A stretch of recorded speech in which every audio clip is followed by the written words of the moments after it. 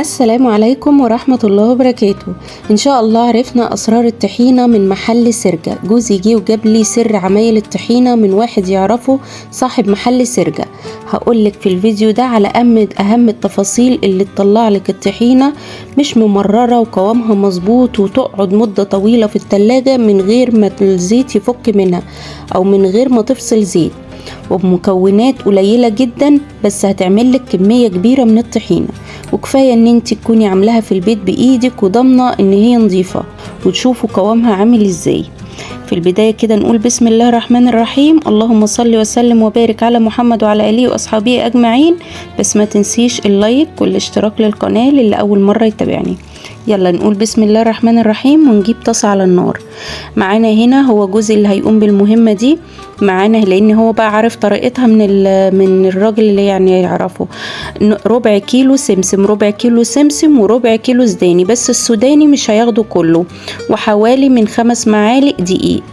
هما بيعملوها كده في السرجة، يبقى ربع كيلو سمسم وربع كيلو سوداني، بس مش هياخد السوداني كله، يعني بمقام نص كوباية سوداني وكوباية وربع سمسم. خلاص كده يبقى نص كوباية سوداني وكوباية وربع سمسم وحوالي من 5 معالق دقيق.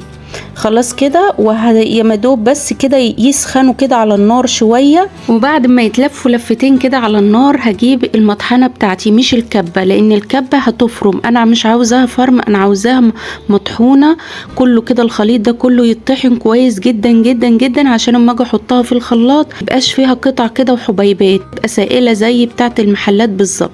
هكرر العمليه دي كويس جدا. بصوا معايا الخليط بعد ما بيتفرم بيبقى مطحون كده، مش مفروم، ده بيبقى مطحون زي ما انا كده مسكته بايدي كده، مطحون جامد، يعني عامل زي السكر البودر بالظبط. اول حاجه هقولك عليها اللي بيخلي الطحينه ممرره معانا ان انتي بتحمصيها قوي على النار فبتاخدي لون للسمسم، واحنا مش عاوزين لون للسمسم، احنا يا مدوب بس كده نعقم السمسم. وهقولك كمان معايا ايه السبب اللي تحتفظي بالطحينه بتاعتك في التلاجة لاطول وقت ممكن في التلاجة من غير ما الزيت يفك منك ولا اي حاجة، وتحتفظ باللون وقوامها معايا. تابعيني بس لاخر الفيديو وما تنسيش اللايك. وهنا بقى بعد ما طحن كل السمسم والسوداني والدقيق هتيجي بقى اقولك على الخطوة اللي بعد كده. بصوا بقى خلاص الكمية كلها خلصناها طحناها كلها. وهنا بقى هنجيب الشفشة ونحط كوباية زيت، وهنا نوع الزيت لازم نختار زيت نظيف، لا اما زيت ذرة او زيت عباد الشمس، المهم ما يبقاش زيت اللي هو الآلية، لان هيزرنخ لي الطحينة وهيخلي طعمها مش حلو. لو انا حطيتها على عسل اسود او حطيتها على حلاوة طحينية مش هيبقى، لو عملت بيها حلاوة طحينية مش هيبقى حلو خالص. فاحنا لازم نختار زيت نوع نظيف جدا. وخلص الكمية كلها في كوباية الزيت ونضربهم في الخلاط.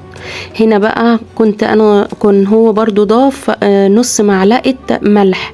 ليه الملح؟ عشان ده اللي بيحافظ لي على الطحينة أطول فترة ممكنة في التلاجة، وبيعدل لي طعم الطحينة وبيحافظ لي عليها. خلاص كده ضربنا الطحينة كويس جدا، او هو ضرب الطحينة كويس جدا جدا. بينزل بس الجوانب اللي هي في الخلاط عشان ما يبقاش فيها اي حبيبات او تبقى محبحبة كده، مش بتبقى تسيلة، لا هتبقى محبحبة. فانا اوقف الخلاط ونزلها كده بالسكينة او بالمعلقة ويرجع يضرب تاني لحد ما تبقى ناعمة وسائلة زي ما انتوا شايفينها. وهنا بعد ما ضربت الطحينة كويس جدا هنا بقى هجيب برطمانين متعقمين كويس جدا. البرطمان ده بيشيل كيلو والبرطمان التاني بيشيل نص كيلو.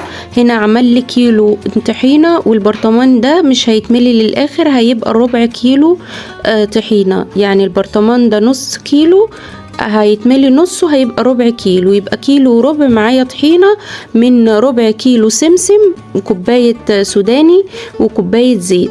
عمل لي كيلو وربع طحينة. بألف هنا وشفا، جميلة جدا. وما تكتريش الملح، هي نص معلقة شاي صغيرة من الملح عشان لما تيجي تستخدميها للحلويات او للعسل الاسود، او لو هتعملي من الطحينة دي حلاوة طحينية ما تبقاش حادقة معاكي الطحينة، وهتقعد بقى اطول فترة ممكنة في التلاجة. الطريقة دي جميلة جدا ومضمونة كويس جدا، جايبينها من ناس موثوق منها يعني. جربيها وان شاء الله انت كده بتوفري جامد كويس جدا، في حين ان الطحينة غالية جدا مولعة وبتدوكي حبة صغيرين جدا بره وما بتبقاش موثوقة زي في البيت. اشوفكم على خير الفيديو الجاي، مع السلامة.